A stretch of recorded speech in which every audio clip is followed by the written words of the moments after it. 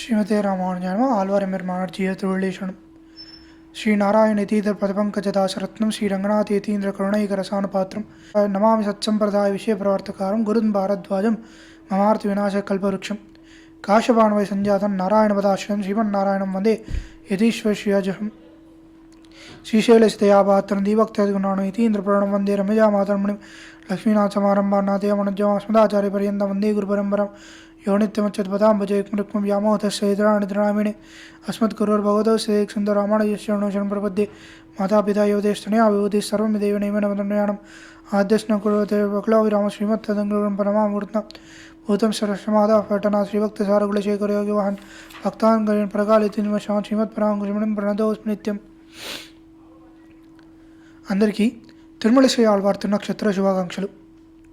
అయితే మనము దీని మొదటగా మామనిగల్ తిరుమల శ్రీ ఆళ్వార్కు సంబంధించినటువంటి ఒక పాశ్రాన్ని అనుగ్రహించారు ఉపదేశరత్నమాలిలో. దాన్ని సేవించుకొని ముందుకు వెళ్దాం.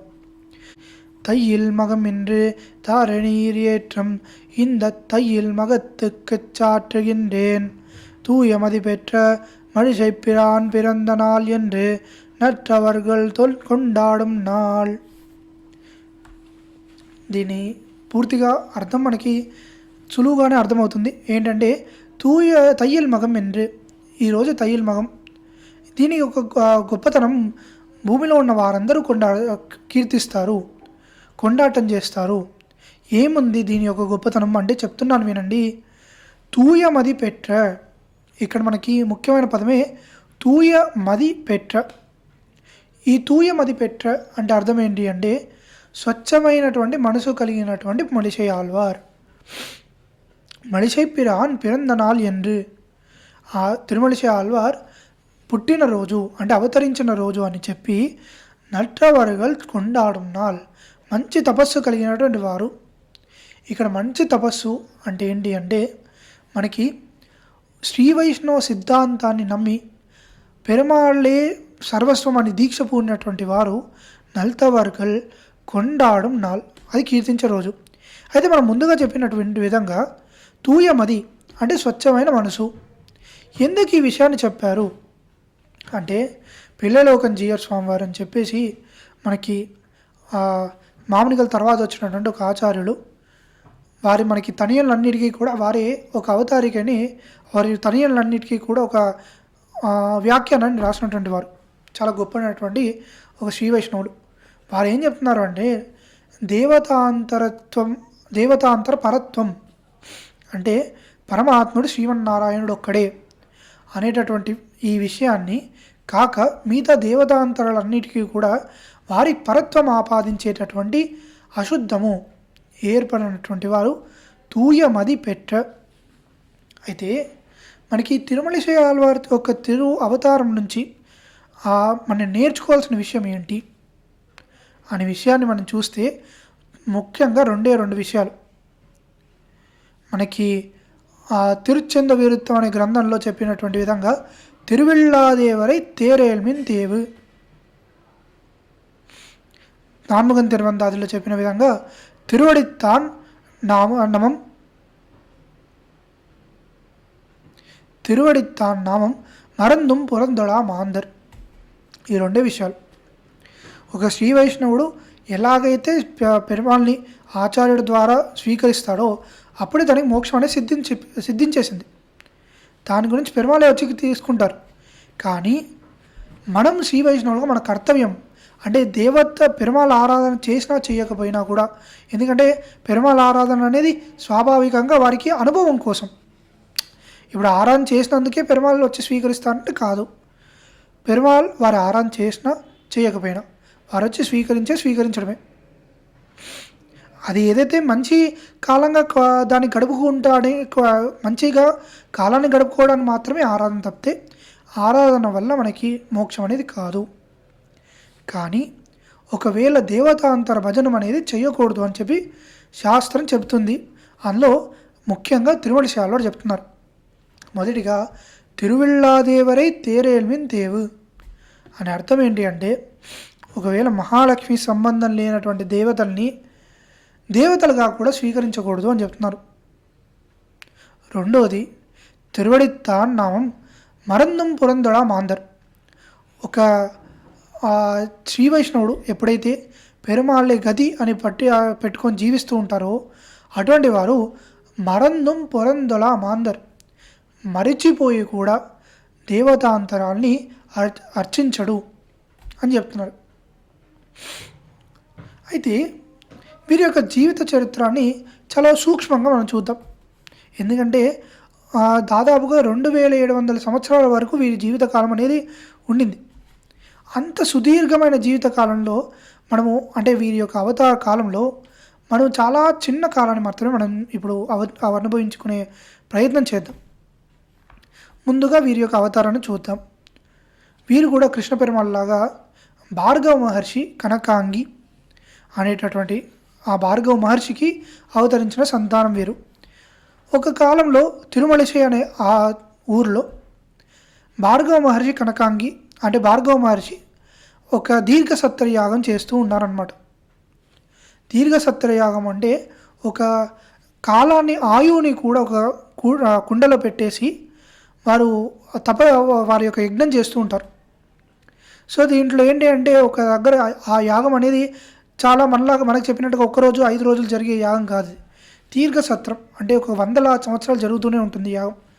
ఆ సమయంలో కనకాంగికి అంటే వీరి యొక్క భార్య అయినటువంటి కనకాంగికి 12 మాసాల గర్భవాసం తర్వాత ఒక పిండం పుట్టింది. ఆ పిండాన్ని వీరు త్యజించేశారు. త్యజించాక ఎప్పుడైతే భూదేవి స్పర్శం కలిగిందో దానికి ఒక చేతనం ఏర్పడింది భూదేవి యొక్క అనుగ్రహం చేత. అప్పుడు ఒక అటువైపుగా వెళ్తున్నటువంటి తిరువాళన్ పంగయ్య చెల్వి అనేటటువంటి దంపతులకి వారికి ఈ బిడ్డని స్వీకరించి వారు వెళ్ళారన్నమాట. అయితే ఈ పంగయ్య చెల్వికి వీరికి కూడా ఏమీ సంతానం లేదు అప్పటికి. అప్పుడు వారు ఏం చేశారు అంటే ఈ బిడ్డను తీసుకొని వెళ్ళి వారు చాక్కుందామని చెప్పేసి పాలు పట్టడానికి ప్రయత్నించారు. కానీ ఎప్పుడైతే భూదేవి స్పర్శం కలిగిందో అప్పుడే ఆళ్వారికి పెరుమాళ్ళ యొక్క దర్శనము, తాయార్ల యొక్క దర్శనము, గరుడ విశ్వక్సేనాది దర్శనాలు అన్నీ కలిగిపోయాయి అన్నమాట. కాబట్టి తనకి ఉన్న ఆకలి ఇప్పుడు భౌతికమైన ఆకలి కాదు, తనకున్న ఆకలి పరమాత్మ ఆకలి. దాన్ని తీర్చుకోవడానికి మార్గం కనిపించలేదన్నమాట. కాబట్టి ఆయన తప్పించిపోయాడు.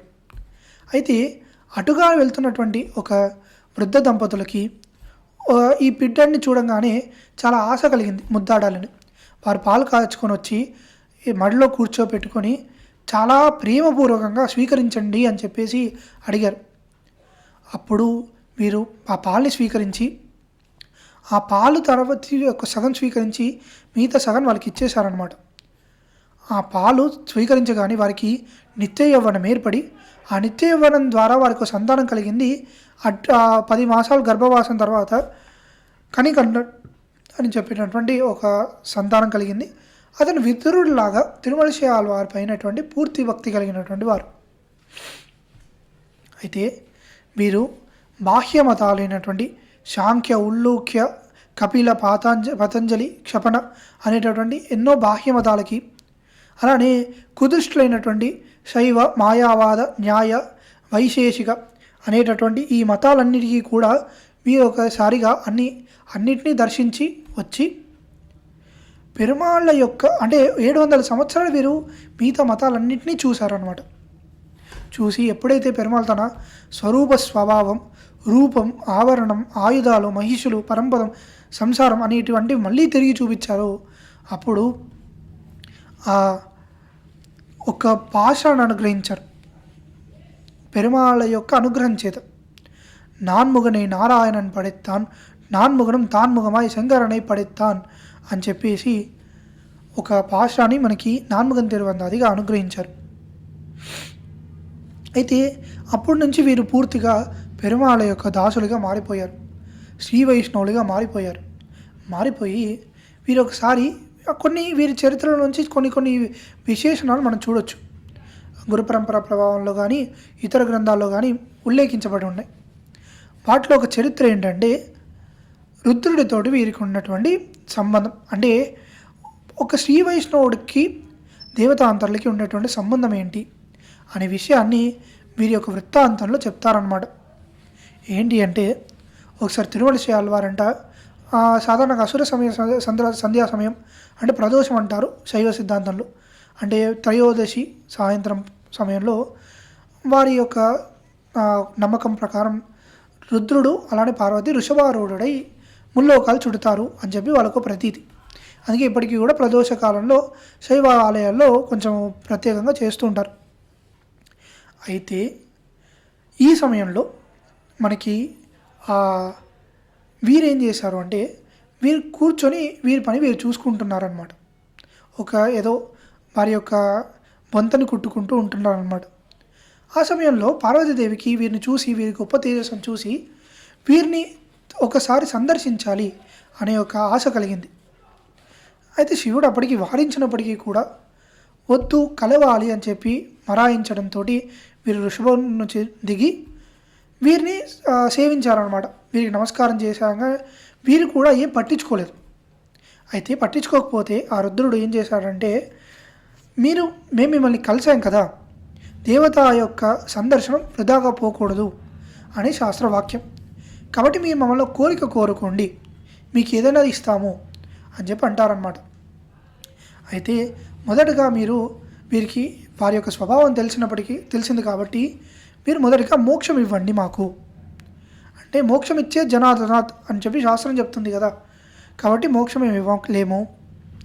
సరే, మృత్యువును కొంచెం దాటివేయగలుగుతారా మీరు అంటే, కర్మవశాత్తు జరిగే విషయాలు మేము ఎలా తీస్తాము అని చెప్పి అనగానే వీరు కొంచెం హాస్యంగా ఒక దారం ఇచ్చి సూదిలో దారం ఎక్కించండి అన్నారనమాట. అది చెప్పగానే ఆయనకి ఎనలేనటువంటి కోపం వచ్చి మూడో కన్ను తెరిచాడు. ఈయన యొక్క పాదం యొక్క బొటని వేల నుంచి ఈయన మూడో కన్ను తెరిచి ఆ తట్టుకోలేక వారు ఓటమిని అంగీకరించి వారు వెళ్ళిపోయారనమాట. అనుగ్రహించి శ్రీ వైష్ణవుల నుంచి వారి యొక్క సేవనమే మనకి యొక్క భాగ్యము అని చెప్పి ఆ విషయాన్ని లోకానికి మొత్తానికి చాటి చెప్పి వారు వెళ్ళిపోయారు. అయితే ఇలాంటి ఇంకొక సన్నివేశం ఏంటి అంటే, కేచరుడు అని చెప్పి ఒక వాయుగామి మనకి యక్ష కిన్నర కింపురుషాల్లో కేచరుడు అని చెప్పి ఒక వాయుగామి ఆకాశం మీదుగా వెళ్తున్నారు. వీరి యొక్క తేజస్సును చూసి వీరికి ఒక మంచి ఒక పట్టు బొంతు ఉంటుంది కదా, ఆ బొంతను సమర్పించాలని కోరుకున్నాడు.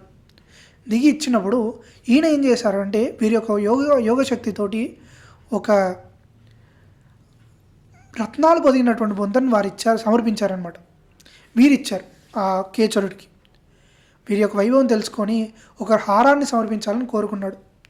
ఆ హారం కాస్త వీరు తులసి హారాన్ని ఒక దివ్యమైన రత్నహారంలా మలిచి దాన్ని వారి యొక్క ప్రభావం తెలుసుకొని వారిని సాష్టాంగ నమస్కారం చేసి వారు వెళ్ళిపోయారనమాట. అయితే కుంకణ సిద్ధన్ అని చెప్పేటటువంటి ఒక సిద్ధ పురుషుడు ఏం చేశారంటే, వీరికి ఒక చింతామణి రాయి ఇద్దామని సంకల్పించారు. చింతామణి రాయి అంటే ఏ వస్తువుని ముట్టుకొని అది బంగారం అవుతుంది. అలాంటి ఒక రాయిని వీరికి ఇద్దాము అని చెప్పి సంకల్పించారు. కానీ వీరి యొక్క చెవు ధూళి వారి చేతిలో పెట్టి, ఇది ముట్టుకున్నా నీకు ఏ వస్తువు ముట్టుకున్నా అది కూడా మీకు బంగారంలా మారుతుంది అని చెప్పి వీరు చెవు ధూళిని ఇచ్చారనమాట. అంత ప్రభావవంతమైంది ఆళ్వార్ల యొక్క తిరుమేని. దాంట్లో ఉన్న ప్రతి ఒక్క అంశము కూడా అంతే వైభవమైనది. అయితే ఈ ఒకానొక సమయంలో వీరు మొదల ఆళ్వార్లు, పొయ్యార్ భూదత్తాల్ పేయాళ్వార్లతో వీరిని కలిసి వీరందరూ కూడా పలు దివ్య దేశాలని మంగళాశాసనం చేసి వీరు ఎప్పుడైతే తిరుమలిసై అనే ఊరు చేరారో తిరిగి మళ్ళీ అక్కడి నుంచి ఎవరి దారిన వారు వెళ్ళిపోయారన్నమాట. అయితే ఒకసారి వీరు తిరువెక్క అనే దివ్యదేశంలో వీరు అక్కడున్న యతోత్కారి పెరుమాళ్ సేవించాలి అనేటటువంటి ఒక కోరిక కలిగింది.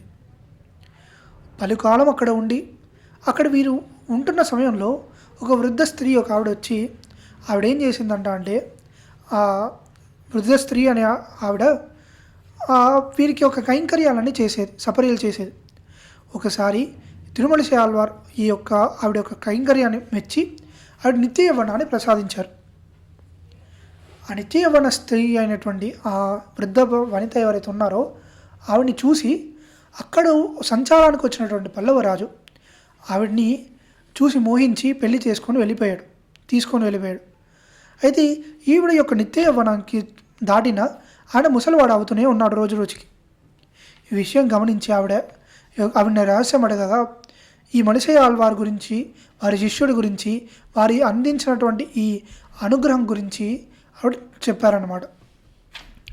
అయితే ఆ రాజు ఏం చేశాడంటే ఆ శిష్యుడిని కనికన్నన్ని వారి దగ్గర రప్పించుకొని ఏం చేశారు అంటే ఆ కనికన్నన్ని తినపైన ఆ రాజరికానికి ఉన్నటువంటి ఆ రాజసికన్ అనేటువంటి ఆ కోరిక చేత వీరిని ఒక పాట పాడమని చెప్పారు కనికన్నన్ని తన మీద.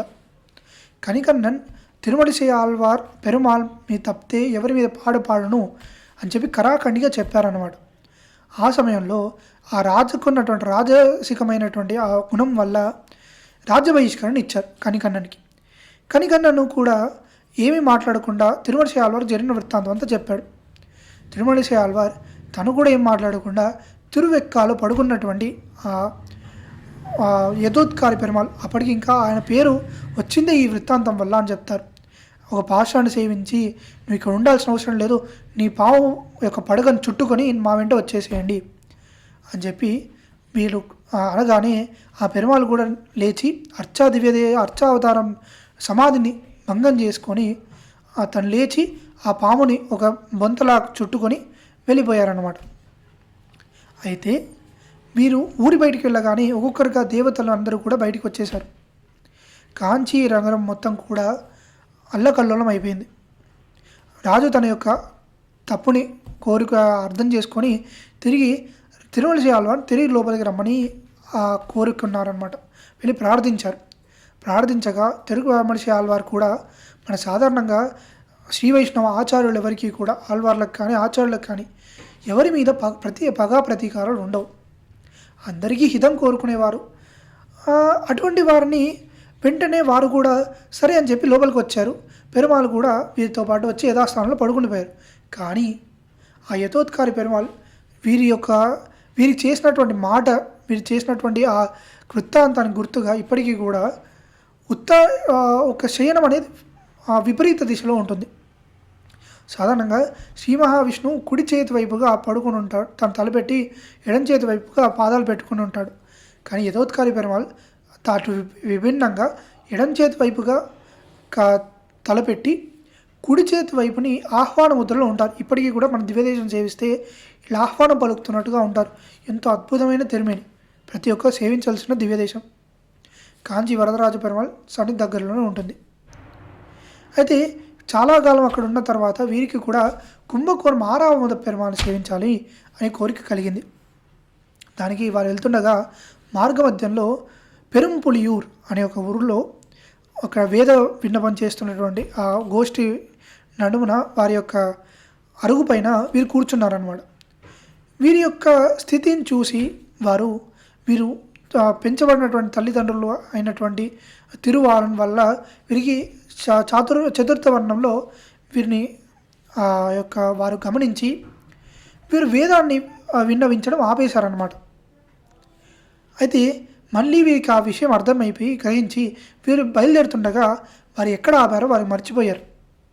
అయితే తిరుమలశై ఆళ్వార్ మయర్వర్ మదిలం అరుళపెట్రవర్ అంటే పెరుమాళ్ యొక్క జ్ఞానమే వేదము అనేటటువంటి విషయాన్ని సూచించే విధంగా వీరొక నల్ల బియ్యం అంటారు. మనకి ఇప్పటికీ కూడా చాలా రకాల బియ్యాలు ఉంటాయి, అలా నల్ల బియ్యం కూడా ఒకటి. ఆ నల్ల బియ్యాన్ని ఒకసారి ఇలా తుంచారనమాట. అంటే కృష్ణం వ్రీహీనాం నక నీక నిర్పిన్నం అని చెప్పేటటువంటి వేదవాక్యాన్ని వారు గుర్తు చేసే విధంగా వారందరూ కూడా వీరి యొక్క వైభవం అర్థం చేసుకొని ఆ పెరుంపులియూరులో ఉన్నటువంటి ఆ పెరుమాళ్ కూడా పీరున్న వైపుగా వీరు తిరగడం మొదలుపెట్టారన్నమాట. అయితే పెరుంపులియూరు అడిగల్ అనేటటువంటి వారు అక్కడ ఆ యాగశాలలో వీరిని పిలిచి వీరికి సత్కారం చేయాలి, అగ్రపూజ చేయాలని వారు సంకల్పించారు. ఇది తెలుసుకున్న కొంతమంది మా రూఢీవాదులు ఉంటారు కదా, వారు ఏం చేశారంటే దీన్ని అడ్డుకున్నారు. అడ్డుకునేసరికి పెరుమాళ్ళకి వీరు ఒక సంకీర్తనాన్ని వీరు విన్నవించారనమాట. ఎందుకు నీకున్నటువంటి ఈ పెద్ద పెద్ద చేతులు వీరి యొక్క అజ్ఞానాన్ని తీసేయలేనప్పుడు, నా లోపల వీరికి నిన్ను చూపించలేనప్పుడు అనే ఒక పాశాన్ని పాడగానే పెరుమాళ్ వాళ్ళందరికీ కూడా సశంఖ చక్రంగా, సకరీడ కుండలంగా, సపీత వస్త్రంగా, సరసీరుహేక్షణంగా అంటే చక్కనైనటువంటి నేత్రాలుగా, అలానే ఈ ఉభయ విభూతులు సూచకంగా ఉన్నటువంటి ఇద్దరు తాయాలని పెట్టుకొని గరుడు పైన ఆదిశేషుడితో సహా సపరివారంగా వారు అనుగ్రహించారంట వీరిని. అది చూడగానే వారికి ఉన్నటువంటి మూర్ఖమైనటువంటి ఆలోచనలను త్యజించి వీరి యొక్క వైభవాన్ని వారు తెలుసుకొని వారు కూడా కీర్తించారు. అయితే కుంభకోణం చేరిన వెంటనే కావేరీ తీరంలో ఉన్నటువంటి పెరుమాళ్ళని సేవించే ముందు వీరి యొక్క తాళపత్రాలన్నీ కూడా త్యజించేశారంట. కానీ ఆ తిరుచెంద విరుత్తన్ నాన్ముగన్ తిరువందాది పెరుమాళ్ సంకల్పం చేత తిరిగి ఒడ్డున చేరాయి. అయితే ఎప్పుడైతే వీరు కుంభకోణం తిరుక్కుడందై ఆరావదాన్ని సేవించడానికి వెళ్ళారో ఆవిడ పాట పాడారంట. కావిరి కరి కుడందయుల్ కిడందవాల్ ఎలిందిరప్పేసు అని అన్నారంట. అంటే అర్థం ఏంటి అంటే, కావేరీ తీరంలో చేయించున్నటువంటి ఆరావముద చారంగపాణి వచ్చి నాతో వచ్చి చక్కగా మాట్లాడవచ్చు కదా అనగానే పెరుమాళ్ కూడా లేవడాన్ని నిశ్చయించుకొని లేస్తూ ఉన్నారంట. అయితే ఇప్పటికీ కూడా ఉత్తాన శయనం అంటారు. సారంగపాణి ఉన్నటువంటి ఆ దివ్యదేశంలో పెరుమాళ్ పూర్తిగా శయనించారు, పూర్తిగా లేచి ఉండరు అనమాట. ఉత్తాన శయన అంటే లేవడానికి సిద్ధపడుతున్నారు. వారు ఎంతో సంతోషించి వీరికి వాలిగేచనే అనే ఒక పదిగాన్ని ఎంతో అద్భుతంగా వారికి అనుగ్రహించారనమాట. ఎప్పుడైతే తిరుమలసై ఆళ్వార్ చెప్పిన విషయాన్ని ఆరావముద పిరాన్ వినడానికి సిద్ధపడ్డాడో అప్పుడే వీరు తిరుమలసై పిరాన్ అయ్యారు, ఆరావముద ఆళ్వాన్ అయ్యారు. ఇప్పటికి కూడా ఎంతో వైభవంగా ఆ దివ్యదేశంలో అలానే వ్యవహరిస్తారు.